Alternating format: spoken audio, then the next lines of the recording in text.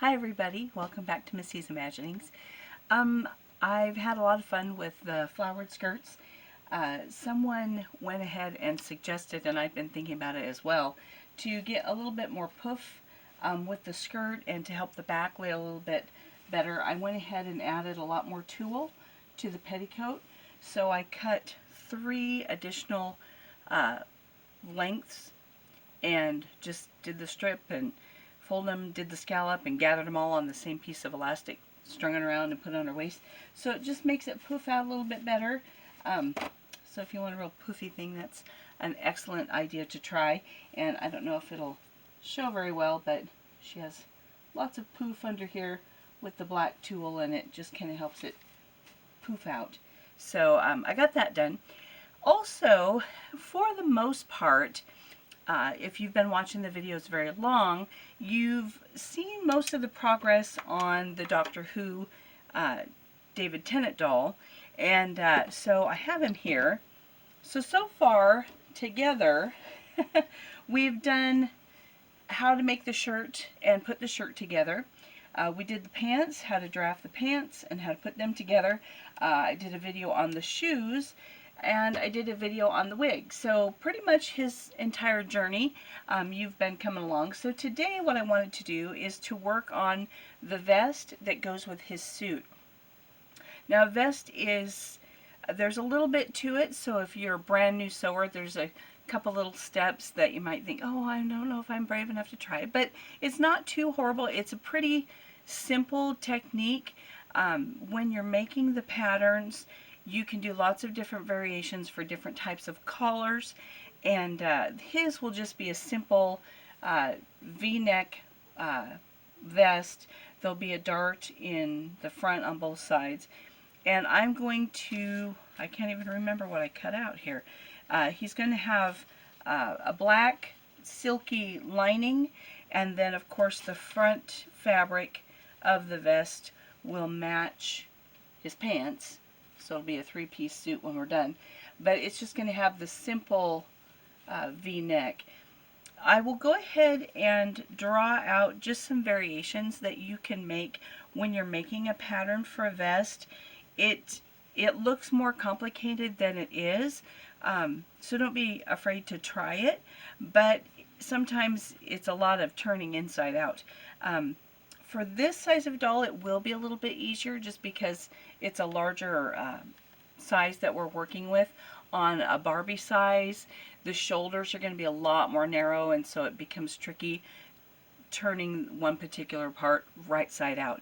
So anyway, we're going to go ahead and put his vest together today, and I'll film a little bit of when I'm drafting a pattern, how I go about that, so that you have some ideas for whatever doll you might be needing to make a vest. So we'll go ahead and review making a pattern, and then I want to put this one together so that his journey will continue, because as you can see, he still needs the vest, the jacket, and a tie in order to effectively be Doctor Who.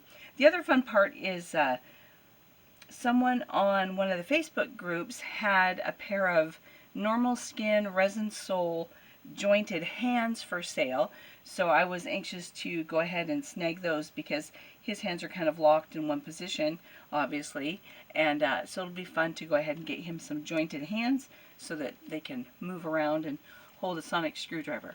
So there you go. We'll go ahead and get started. See you there.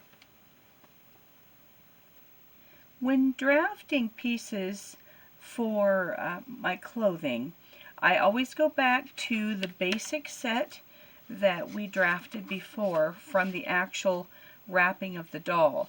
So there's the front, a couple types of collars.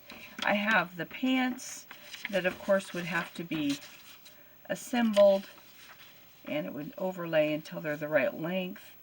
I just made copies of those.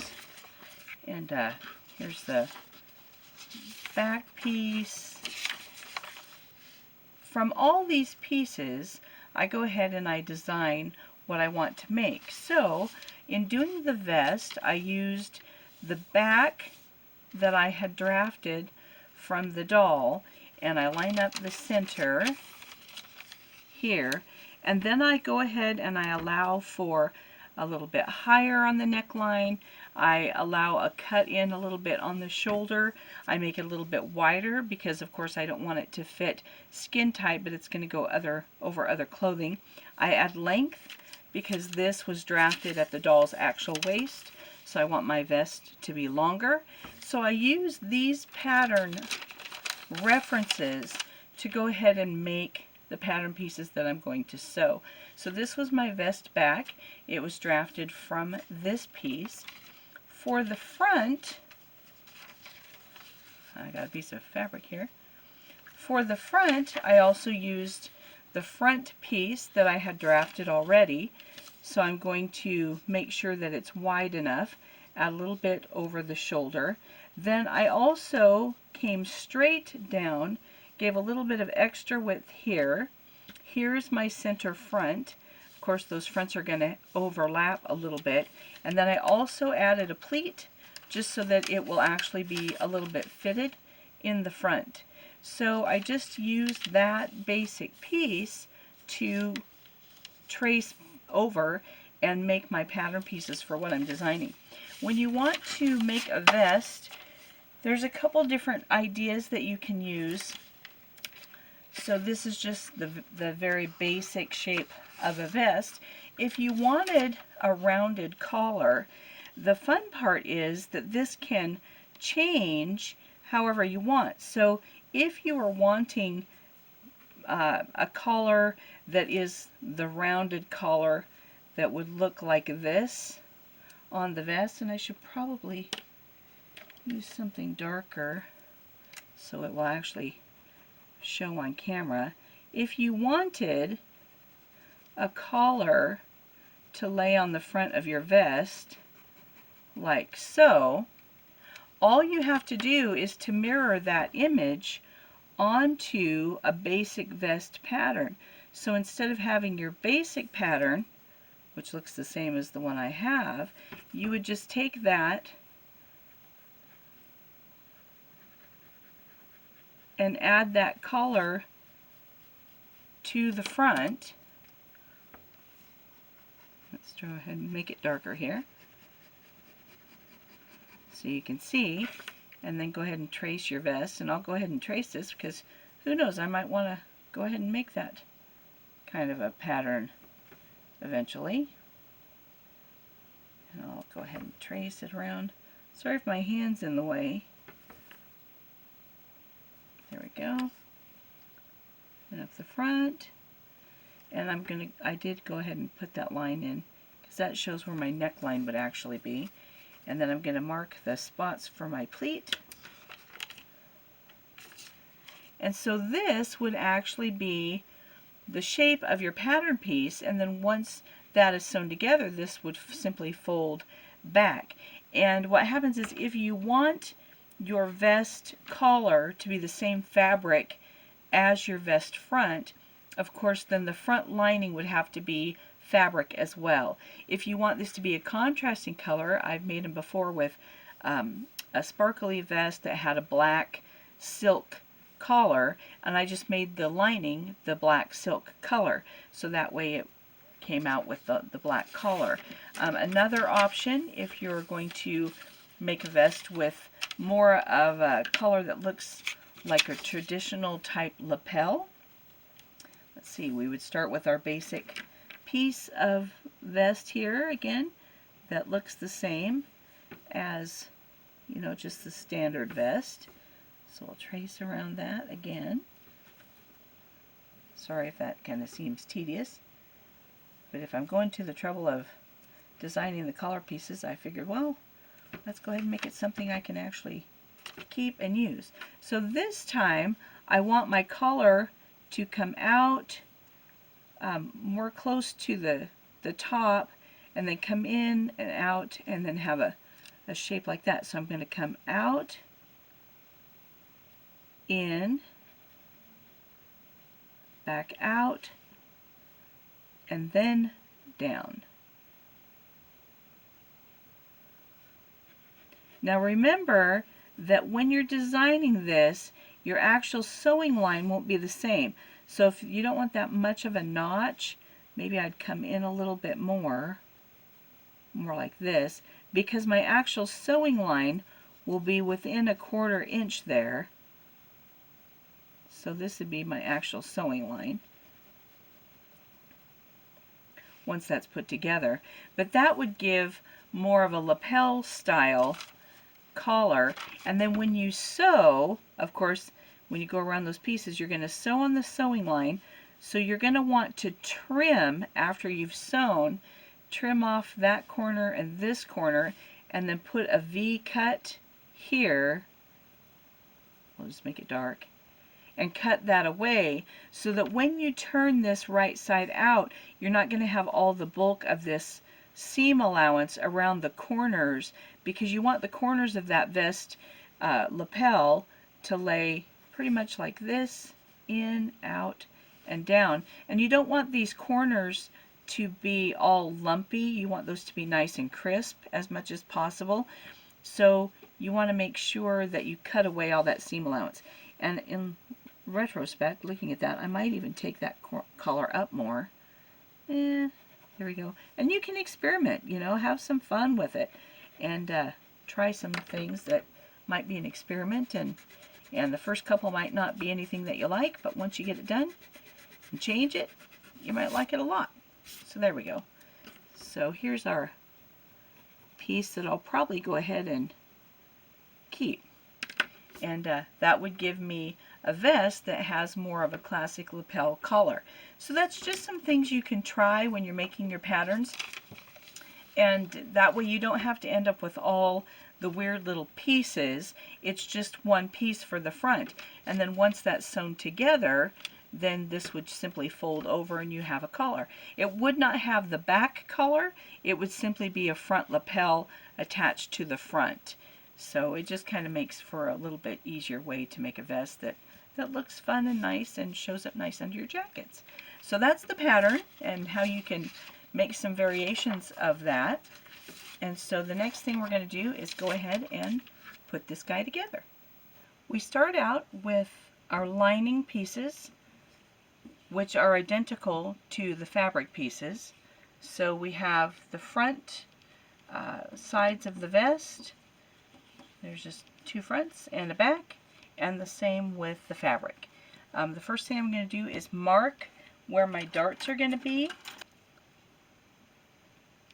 and then I'm going to start, once the pieces are marked, I'm going to put those darts in place, and then I'm going to put the pieces together at the shoulder. So I'm going to put the lining pieces together at the shoulder, and I'm going to put the fabric pieces together at the shoulder.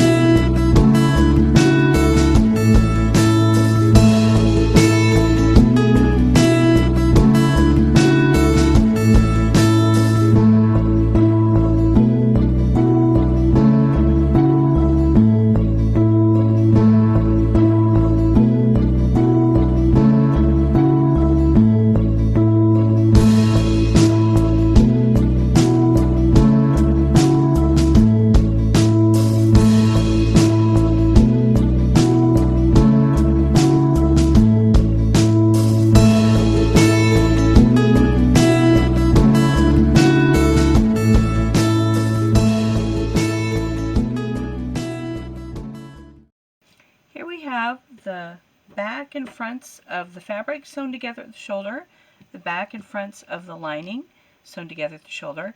Now I'm going to go ahead and press open the seam allowances, and I'm also going to press those darts towards the back, or towards the sides rather than towards the front. On a side note, here is the little iron that I use. I have it plugged in right here on my desk lamp. There's an outlet for it, so I use this little mini iron to press things when I'm sewing. I also had one that has like a rod with just a little tiny iron head about this big that I've used. I kind of like this one better because I've used the long one and it ended up burning my hand because the rod fell and hit my hand, and the rod actually gets hotter than the iron head.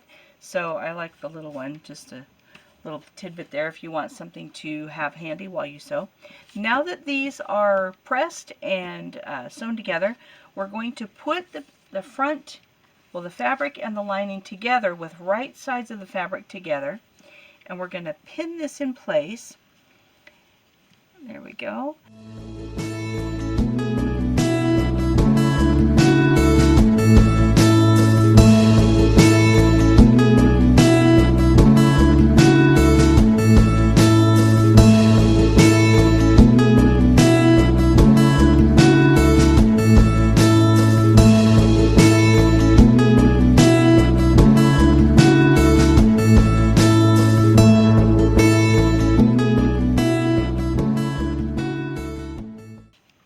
What I've done is pinned the lining and the fabric together with right sides together. Now I'm going to sew not from the bottom edge of the side, but from this pointed edge here. I'm going to sew here, up the front, around the neck, down the front, and down to the next tip. But I'm not going to sew all the way to this corner. So it's just going to be the front tip, the front of the tip, the hem there, up around the neck, down, and to the other tip, and then I'm going to do the armholes on each side. I'm not going to do the sides or the back of the bottom of the back.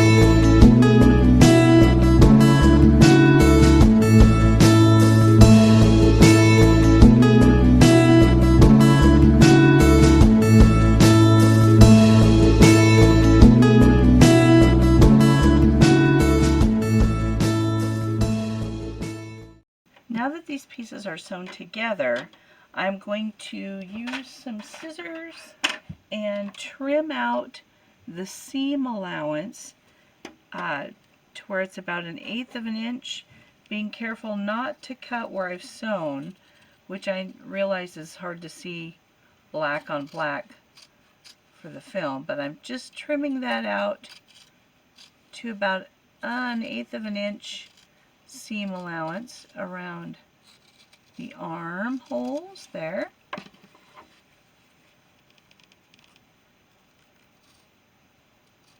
And then I'm also going to trim out the seam allowance around the neckline. Once those are trimmed, I'm going to head and take this front part, and I'm going to get one of my turning sticks. There we go. And just kind of loop it on the end of the stick.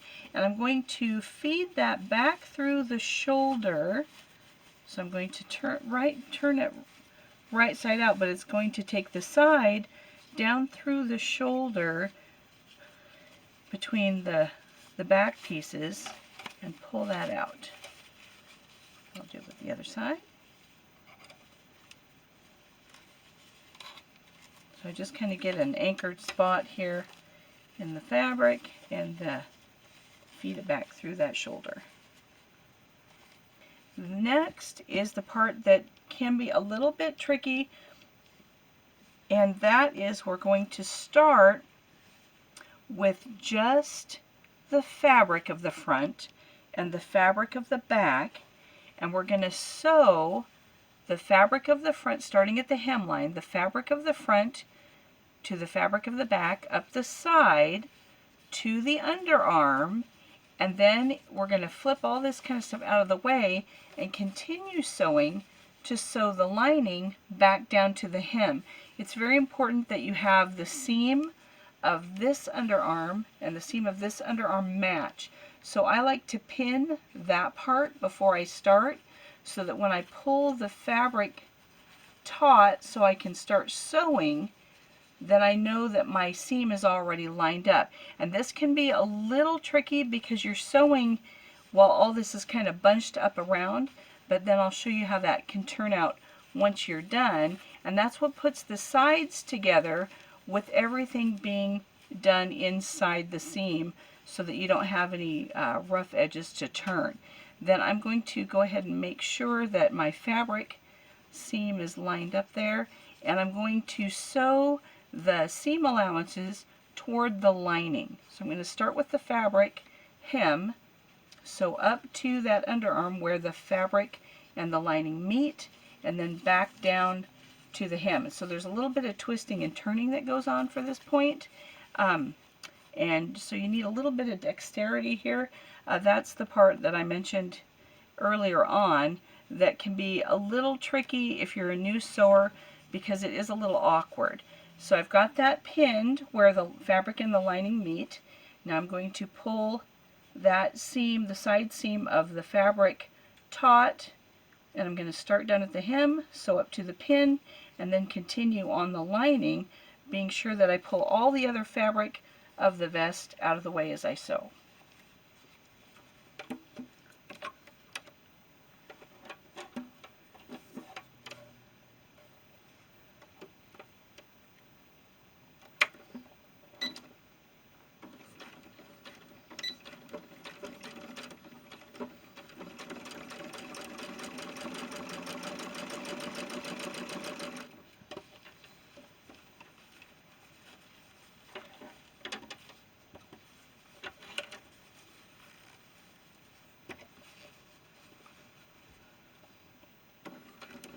And it seems a little awkward, but once you get to this seam where you're ready to transfer from one type of fabric to the next, you can kind of pull that down and see where you're going.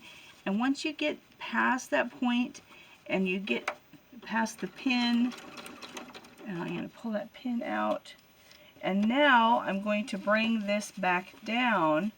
There's a little bulkiness on the underside, but generally you can kind of get that fabric to lay pretty flat for the remainder of your seam. You just want to be careful that you're not catching any of the fabric from the front of your vest. So then we'll trim those threads. It looks like I'm going to lose the lighting. So then once you turn it out, now I will press these seams open, or lay them flat at least. There we go. But that is what makes the side of your vest, there we go, so that it's all nice and finished. And then the last thing to do, because I think I'm losing the light, I'll do that on the other side. Then the last thing to do is I'm going to turn up from here and all the hemline, just turn it in 1/4 inch on each side, and I'll hand stitch that edge, hiding my stitches, to give a finished edge on the hem. And then basically all you have to do is put on your buttons and snaps. So that's all that will be needed to finish that. I'll go ahead and do the other side, and if the camera lasts, I'll go ahead and film that as well. But if the lighting is too bad to see, then I might edit that out.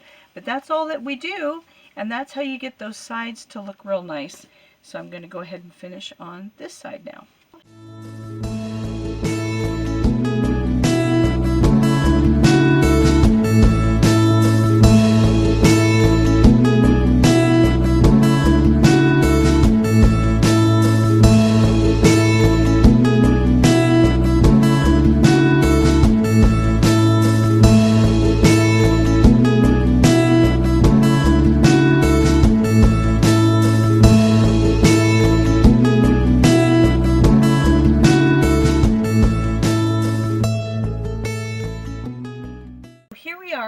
With the finished vest, I went ahead and hemmed the the bottom of it, so then it looks good with his pants.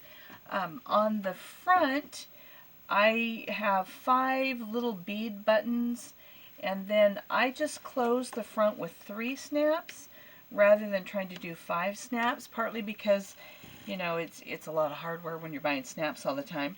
So I'm not sure if those will show, but there's just 5 little bead buttons on the front, and then I have just 3 snaps on the vest, one at the top and the bottom of the closure, and then one in the center, and then I just center the little bead buttons between that.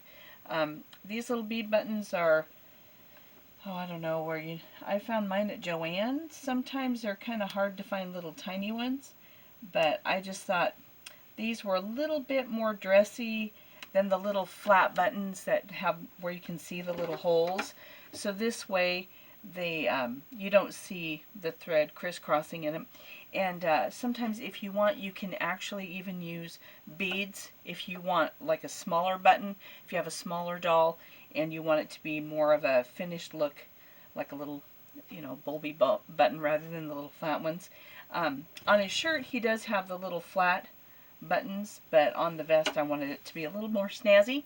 So I have these kind of buttons. I'll also use these kind of buttons on the coat when I get that put together. But there we have it, and it looks a little awkward there. There you go. So anyway, so we got his vest done. I will go ahead and put the vest pattern on the website. It could be a little looser, so I'll make that adjustment before I post it. And I will also post the alternate fronts for the lapel type collar and for the rounded tuxedo collar. So I will go ahead and get those ready and have them on the website as well. So thanks for coming along. Happy sewing, and I'll see you next time. Bye.